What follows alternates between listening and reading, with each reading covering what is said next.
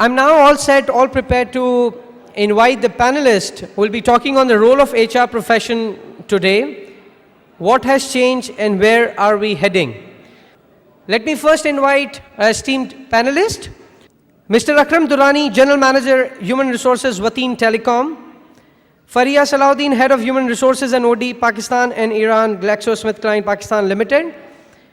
Kiran Khan, Manager HR and Admin, 3M Pakistan. Brigadier Taimur Afzal Khan, Director Human Resources, Karshi Industries Private Limited. Faiz Etsayal, Managing Associate, ACE Consulting Group. And Andeep Abbas, CEO, Franklin Covey Pakistan. Kindly put your hands together for the panelist. I have an honor to introduce the moderator now, a very good friend of mine, Hassan bin Rizwan. Hassan bin Rizwan is a country consulting associate for Higher Labs, a Stanford University-based HR research and consulting firm. Higher Labs specializes in talent assessment solution and it's working with Monster.com and career builders globally. Hassan is also an associate of Okchara and delivers training in Pakistan and UAE. Hassan actively maintains a blog at www.hassanrizwan.com on ideas, thoughts, and strategies related to talent management and organizational development. Hassan is also starting a radio talk show on Radio 1 FM 91 that will focus on the state of business in Pakistan and the corporate success stories. Please put your hands together for Hassan bin Rizwan. Thank you very much, Sohail. I have designed a certain structure that I'll explain to you in just a few minutes. We will have someone with a microphone, one gentleman over here, and Sohail, if you could help me with this, if you could be available on this side. So even during the discussion, if you have a question, please feel free to raise your hand. We will get your question. So the rules, these are the rules, and if I would appreciate if all the panelists could also read the rules. So far, we've talked about the what-tos during the downturn.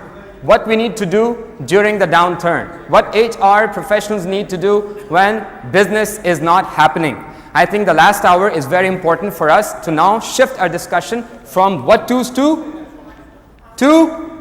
how-tos. So I hold them accountable and responsible, and you also hold them accountable and responsible. They have all the knowledge, all the expertise, and let's push them, let's get the knowledge out of them. We're gonna push them to give us and tell us how-tos. And keep it short and simple. For any question, let's try to stick to 2-minute rule.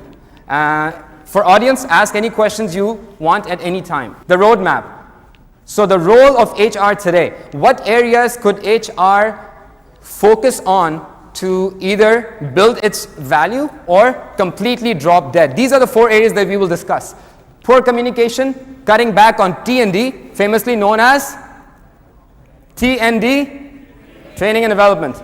Not stepping up, I'll explain what that means when we get to that. And knee-jerks, I'll explain that when we get to that as well. So, poor communication. Can someone read it out, please? Poor communication leads to increased anxiety, leads to reduced enthusiasm, leads to negative behavior, leads to lower productivity, leads to decreased profitability. All right. So, the first question that I want to ask, and this is an open question, any of my panelists can respond to this one. Mostly we see that cost is measured in terms of rupees. When we're doing cost management strategies, the question is that cost is measured in today's terms. कि आज पैसे कितने बचाने हैं. But when you are looking at this perspective, what you miss on is the lost opportunities for tomorrow. So this is a question that I have for any of the panelists who wish to answer it. The microphones are in front of you. The question is, how do you ensure, again, how do you ensure that your top management has this understanding that whatever cutbacks, whatever slashes that they enforce today will have its effects and impact on opportunities, on productivity and profitability tomorrow? So do you get to highlight this point to your top management or not? And if you do, how do you do that?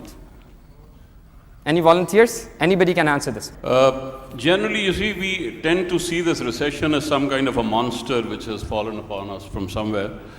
I would say that it's almost become fashionable in the business world today to talk of recession because everything we do is in harmony and in some kind of sympathy with what the Americans are doing. Since the Americans call this the biggest of all recessions. Therefore, we too must call it a recession. We as a nation have been used to crises all our lives, and we have lived through one crisis after another.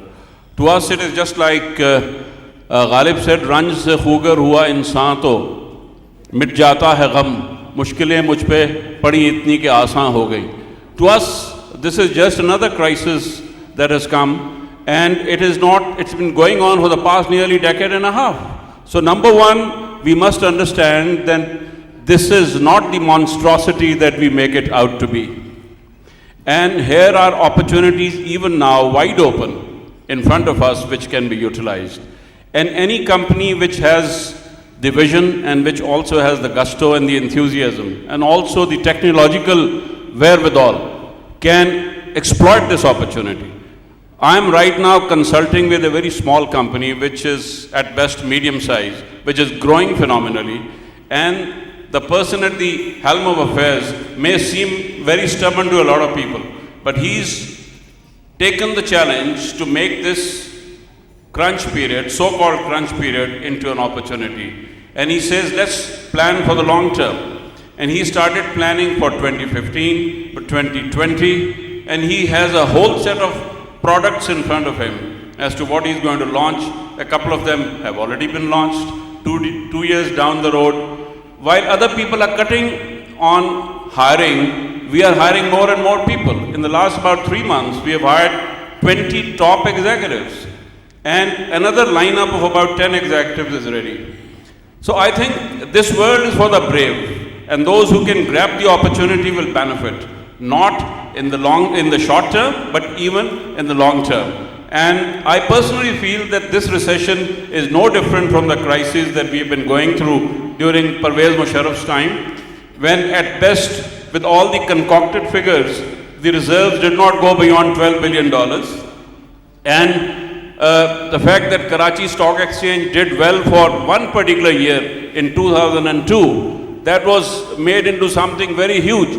There are only 654 listed companies in Karachi Stock Exchange, which is a minuscule of the 3.2 million establishments that are there in Pakistan. Mr. Taimur, can we have a little short time? Here is an opportunity for the brave. Those who can take it will reap the benefit in the long term. Thank you very much for the response. Thank you very much. But let's try to focus on the discussion that we've tried to structure so we can get more value from your thoughts. Now, is there anyone who would like to add? Freya, would you please? There is a microphone. Your question was that how do we as HR professionals contribute to our, or do we get to contribute to our business strategy, saying that, you know, why, if you cut down on T&D or whatever, and what are the repercussions? So that very question, I just wanted to make a comment that CEOs don't make decisions in isolations, and nor do we. So if it's a wise CEO, wise business leader will actually ask the HR professional. And also HR professionals themselves, if you see your balance sheet, if you know the kind of industry you're in, you would make that decision jointly. It doesn't happen that CEO one fine day say, you know, slash your budget. If it's a mature organization, it should not happen that way. So if it is not a mature organization, do you have a medicine for that organization? Yes, Kiran. Just want to make a comment on that one, because yes, for some organizations maybe this recession is still not here. I mean, they still have not faced redundancies, or they are not forced to that situation.